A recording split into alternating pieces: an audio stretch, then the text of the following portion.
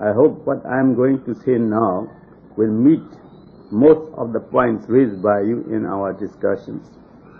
Anicca, Dukkha and Anatta are the three essential elements in Buddha's teaching. If you know Anicca truly, you know Dukkha also as a sequel, and Anatta as the ultimate truth. It takes time to understand the three together. Anicca is, of course, the essential factor which must be first experienced and understood by practice. A mere reading of the books on Buddhism or book knowledge of Buddha Dhamma will not be enough for the understanding of true Anicca, because the experiential aspect will be missing.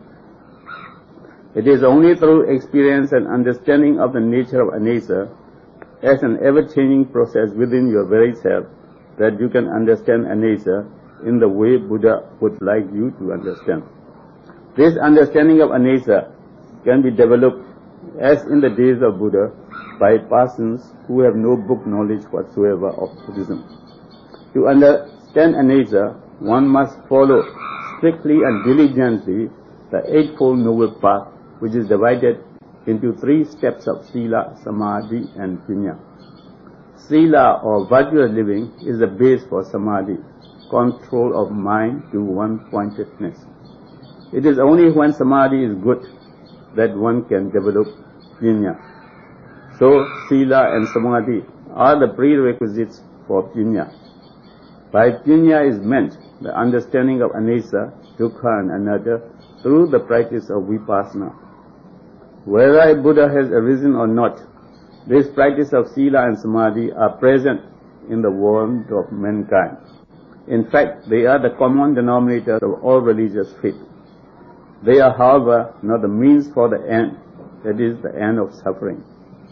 In his search for this end of suffering, Prince Siddhartha found this out, and he worked his way through to find the path which will lead to the end of suffering.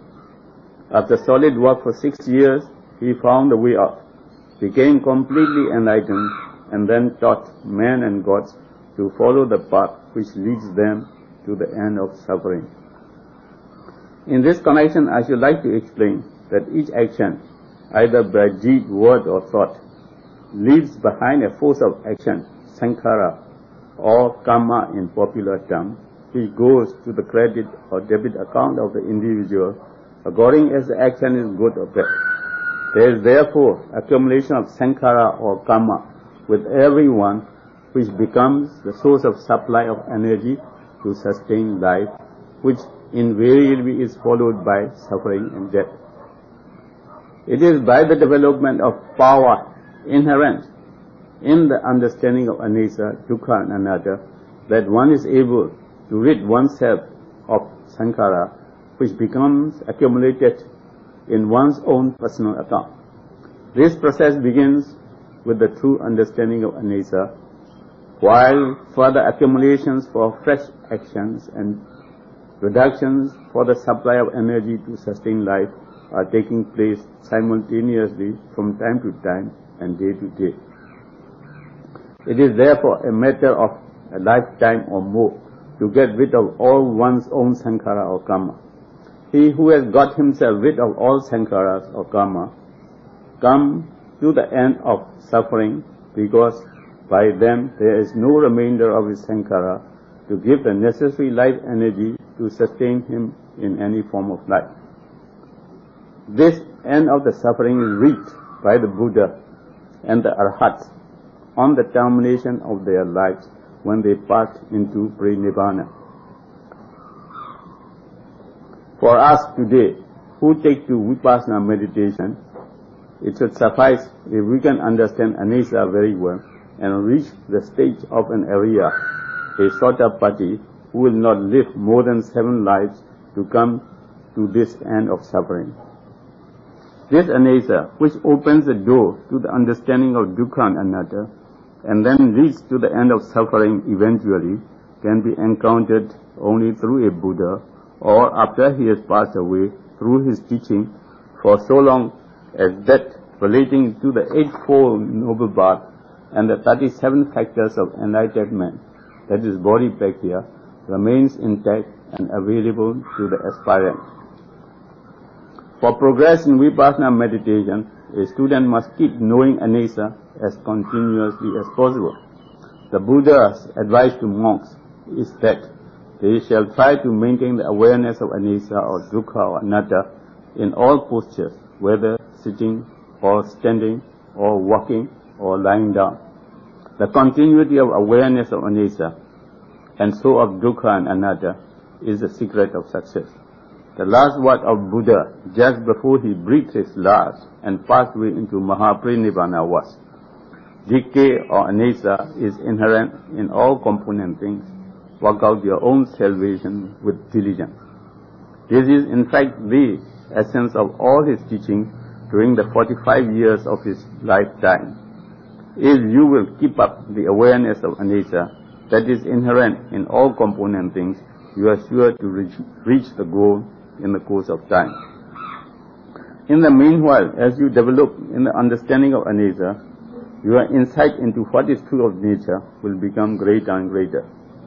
So much so that eventually you will have no doubt whatsoever of the three characteristics of Anesa, Dukkha and Anatta. It is then only that you are in a position to go ahead for the goal in view. Now that you know Anesa is the first essential factor, you should try to understand what Anesa is with real clarity and as extensively as possible, so as not to get confused in the course of practice or discussion. The real meaning of Anesa is impermanence or decay. That is, the inherent nature of impermanence and decay in everything that exists in this universe, whether animate or inanimate. To make my work of explanation easy for the present day generation, I might draw attention to the opening sentences of the chapter Atomic Contents in the book Inside the Atom by Isaac Asimov, and also to a portion of the contents at page 159 of the book about chemical reactions going on at the same time in all parts of the body of a living creature such as a human being. This should be sufficient to bring home the point of view that all things, different as they were, are made of tiny particles called atoms. These atoms have been proved by science to be in a state of arising and dissolution or change. We should accordingly accept the concept of Buddha that all component things are subject to change, decay or Anesa. But in expounding the theory of Anesa, Buddha started with the behavior which makes matter, and the matter as known to Buddha is very much smaller than the atom which the science of today has discovered. Buddha made it known to his disciples that everything that exists in this universe, whether animate or inanimate, is composed of kalapas, very much smaller than atoms, each dying out simultaneously as it becomes. Each kalapa is a mass formed of the 8 nature elements, namely Pathavi, Abo, Tejo, Vayo, Vana, Gandha, Rasa and Oja. The first 4 are called material qualities, which are predominant in a kalapa. The other 4 are merely subsidiaries, which are dependent upon and born out of the former. A kalapa is the minutest particle in the physical plane, still beyond the range of science of today. It is only when the 8 nature elements, which have merely the characteristic of behavior, are together that the entirety of a kalapa, the tiniest of matter in the physical plane, is formed.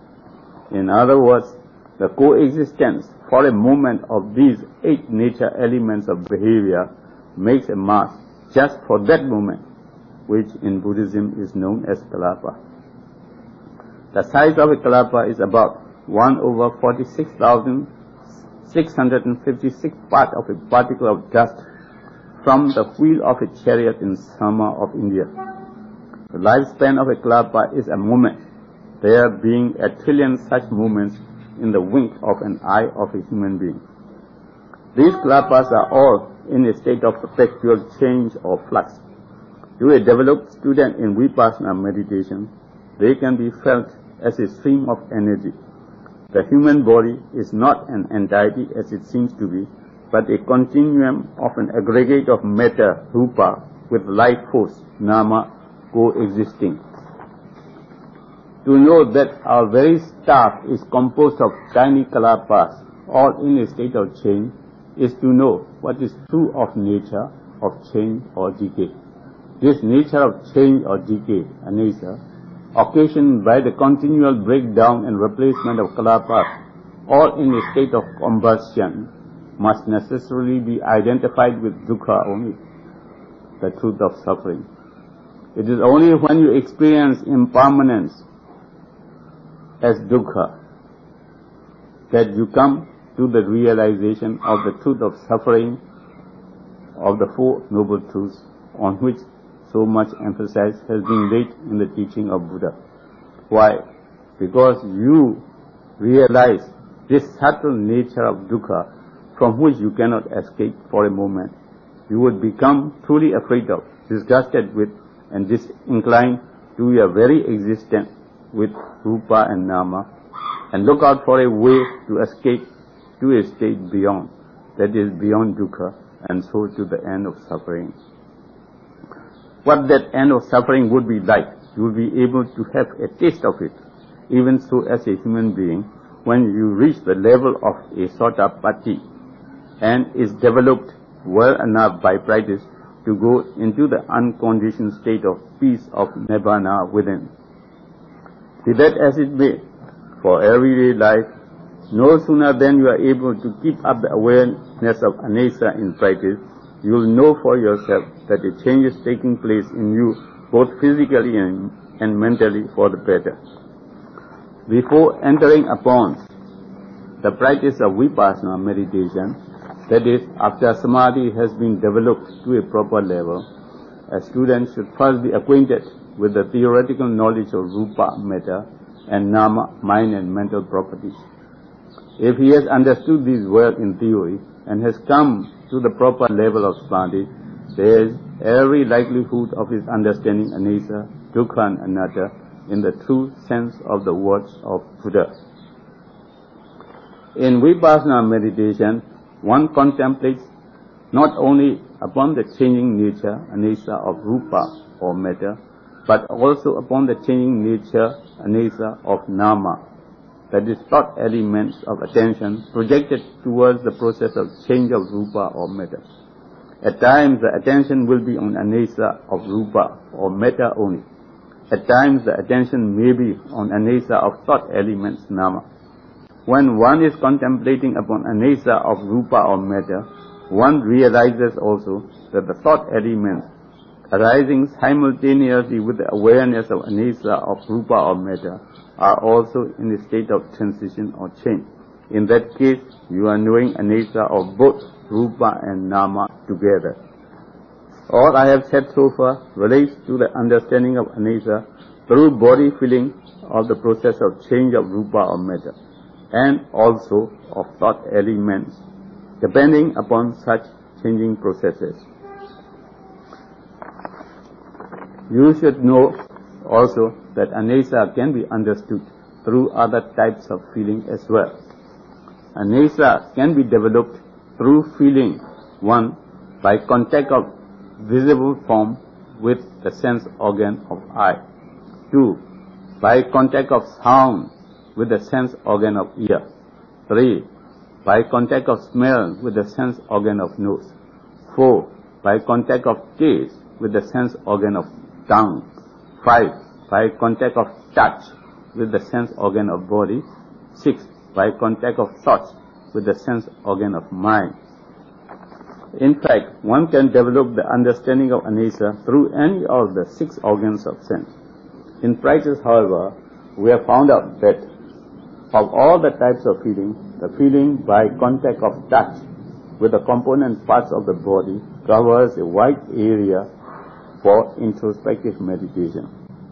Not only that, the feeling by contact of touch by way of friction, radiation and vibration of the kalapas within with the component parts of the body is more tangible than other types of feeling, and therefore a beginner in vipassana meditation can come to the understanding of anicca more easily through body feeling of the nature of change of rupa or matter.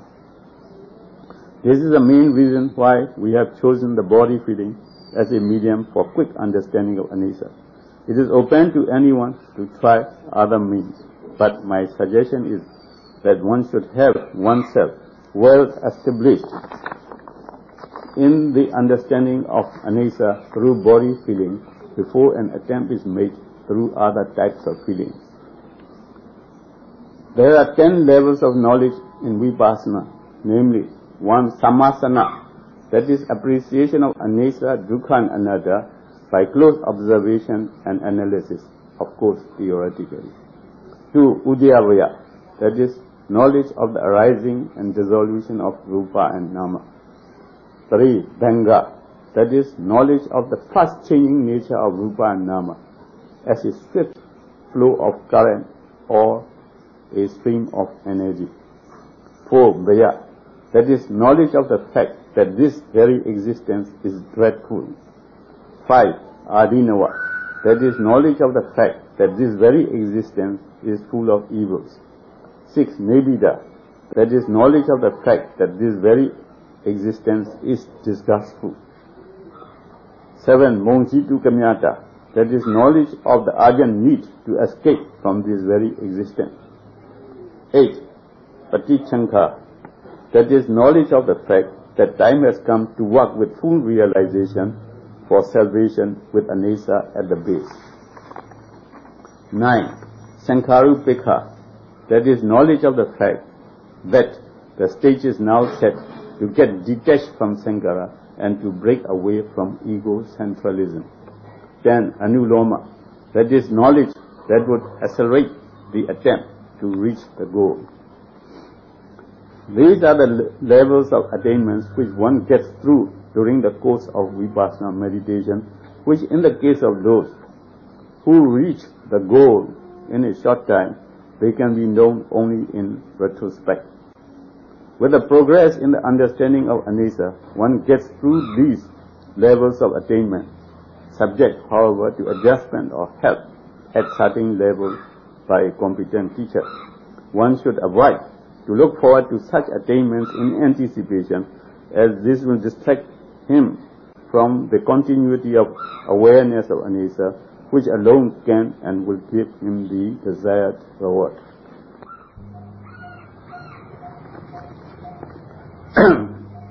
Let me now deal with vipassana meditation from the point of view of a householder in everyday life and explain the benefits one can derive from it here and now in this very lifetime. The initial object of vipassana meditation is to activate anicca in one's own self, or to experience one's own inner self in anicca, and to get eventually to a state of inner and outer calmness and balance. This is achieved when one becomes engrossed in the feeling of anicca within. The world is now facing serious problems threatening mankind. It is just the right time for everyone to take to vipassana meditation and to learn how to find a deep pool of quiet in the midst of all that is happening today. Anicca is in sight of everybody. It is with everybody. It is within reach of everybody. Just a look into his own self, and there it is, the anicca to be experienced. When one can feel anicca, when one can experience anicca, and when one can become engrossed in anicca, one can at will cut away from the world of ideation outside. Anicca is for the householder, the gem of life, which he will treasure to create a reservoir of calm and balanced energy for his own well-being and for the welfare of the society. Anicca, when properly developed, strikes at the root of one's physical and mental ills and removes gradually whatever is bad in him, that is, the cause of such physical and mental ills. In the lifetime of Buddha, there were some 70 million people in Savatthi and places around, in the kingdom of Kasenari Kosla. Of them, about 50 millions were Aryas who had passed into the stream of Sotapati. The number of householders who took to Vipassana meditation must therefore be more. Vipassana is not reserved for men who have renounced the world for homeless life. It is for the householder as well. Now the time clock of Vipassana is struck. Now the time clock of Vipassana is struck. In spite of drawbacks which make householders restless in these days, a competent teacher or guide can help a student to get anesa activated in him in a comparatively short time. Once he got it activated, all that is necessary would be for him to try and preserve it. But he must make it a point, as soon as time or opportunity presents itself for further progress, to work out for the stage of Banga, the third level of knowledge in Vipassana. If he reaches this level, there will be little or no problem, because he should then be able to experience anesa without much ado and almost automatically.